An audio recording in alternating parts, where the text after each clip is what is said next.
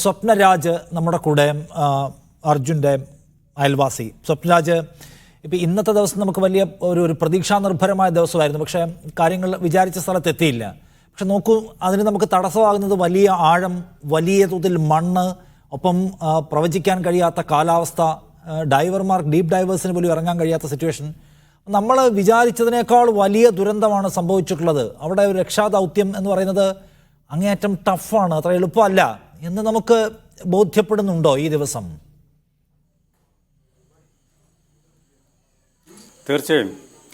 കാരണം ഈ ഒരു രക്ഷാദൗത്യത്തിൽ നമ്മുടെ ഈ കാലാവസ്ഥയുടെ വ്യതിയാനം, ശക്തമായ ഒഴുക്ക്, മുങ്ങൽ വിദഗ്ധർക്ക് പോലും കടന്നു ചെല്ലാൻ പറ്റാത്ത അത്രയും ആഴത്തിലും സങ്കീർണമായ ഒരു ഏരിയ, ഇതൊക്കെ തന്നെ ഒരുപാട് പ്രശ്നങ്ങൾ സൃഷ്ടിക്കുന്നുണ്ട്.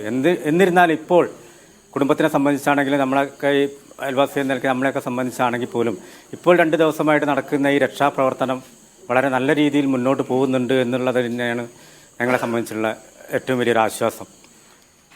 കാരണം എന്ന് പറഞ്ഞിട്ടാണെങ്കിൽ ഒരുപാട് ത്യാഗം സഹിച്ചിട്ടും റിസ്ക് എടുത്തിട്ടൊക്കെയാണ് മുങ്ങൽ വിദഗ്ധർ, സ്കൂബ ടീം, നേവി ഒക്കെ വളരെ കഠിനാധ്വാനം ചെയ്തിട്ടാണ് ഇപ്പോൾ ഈ ഒരു തെരച്ചിലിൻ്റെ ഘട്ടത്തിലേക്ക് നീങ്ങിക്കൊണ്ടിരിക്കുന്നത്.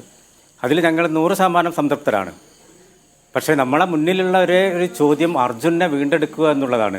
ഈ ഒരു ഇപ്പോൾ നടക്കുന്ന രക്ഷാദൗത്യത്തിൽ പൂർണ്ണമായും തൃപ്തനാണ് എന്ന് പറയുമ്പോഴും നമ്മുടെ മുന്നിൽ ഇപ്പോഴും അന്യമായി നിൽക്കുന്നത് അർജുൻ എവിടെ എന്നുള്ള ഒരു ചോദ്യമാണ്. അതിൽ ഇവർ ചെയ്യാൻ പറ്റുന്നതിൻ്റെ പരമാവധിയൊക്കെ ചെയ്യുന്നുണ്ട്. പക്ഷേ എല്ലാ സാഹചര്യങ്ങളും നേരെ വിപരീതമായിട്ടാണ് വരുന്നത്. കാരണം എന്ന് പറഞ്ഞിട്ടാണെങ്കിൽ മുങ്ങൽ വിദഗ്ധർക്ക് അങ്ങോട്ടേക്ക് അടുക്കാൻ പറ്റാത്ത അവസ്ഥകൾ. കാരണം കൃത്യമായിട്ട് ആ ലോറി ഫോക്കസ് ചെയ്തുകൊണ്ട് അതിൻ്റെ ക്യാബിനിലേക്ക് എത്തിപ്പെടാനൊക്കെയുള്ളൊരു ബുദ്ധിമുട്ടുകളൊക്കെ സ്വാഭാവികമായിട്ട് ഞങ്ങൾ ഉൾക്കൊള്ളുകയാണ്. കാരണം അതിനിപ്പം പ്രതിവിധികളായിട്ട് ഇപ്പോൾ ഒന്നും നടക്കാത്ത സാഹചര്യം. കാരണം അത്രയും കാലാവസ്ഥയുടെ പ്രക്ഷുബ്ധമായ ഈ അവസ്ഥ അത്രയും ഭയാനകമാണെന്ന് പറഞ്ഞാൽ അതിഭീകരമായിട്ടുള്ള രീതിയിലാണൊക്കെയാണ് അവിടെ അടിയൊഴുക്ക് മറ്റുള്ള വിഷയങ്ങളൊക്കെ ഈ രക്ഷാദൗത്യങ്ങൾ നേരിട്ടുകൊണ്ടിരിക്കുന്നത്. അതുകൊണ്ട് തന്നെയുള്ളൊരു ആശങ്ക ഇപ്പോൾ വല്ലാതെ നിലനിൽക്കുന്നുണ്ട്. വളരെ പ്രതീക്ഷയിലായിരുന്നു. കഴിഞ്ഞ ഇത്രയും സങ്കീർണമായിട്ട് വളരെ കൃത്യമായിട്ടുള്ള രക്ഷാപ്രവർത്തനങ്ങൾ ഈ അവസാന ഘട്ടത്തിലേക്ക് വളരെ കൃത്യമായിട്ട് തന്നെ ആളുകളൊക്കെ ഇതിൻ്റെ രക്ഷാപ്രവർത്തനങ്ങൾ ഇതുമായിട്ട് ബന്ധപ്പെട്ട ഉദ്യോഗസ്ഥരും ഒക്കെ വളരെ കൃത്യമായിട്ട് അതിൻ്റെ ഇടപെടൽ നടത്തിക്കൊണ്ടിരുന്നപ്പോൾ വളരെ പ്രതീക്ഷയിലായിരുന്നു ഞങ്ങളൊക്കെ. ഞങ്ങൾ മാത്രമല്ല, ഈ കണ്ണാടിക്ക പ്രദേശത്തുള്ള ആളുകളോ എൻ്റെ കുടുംബാംഗങ്ങൾ മാത്രമല്ല, ഈ കേരളം മൊത്തം വല്ലാതെ ഉറ്റുനോക്കിക്കൊണ്ടിരിക്കുകയായിരുന്നു.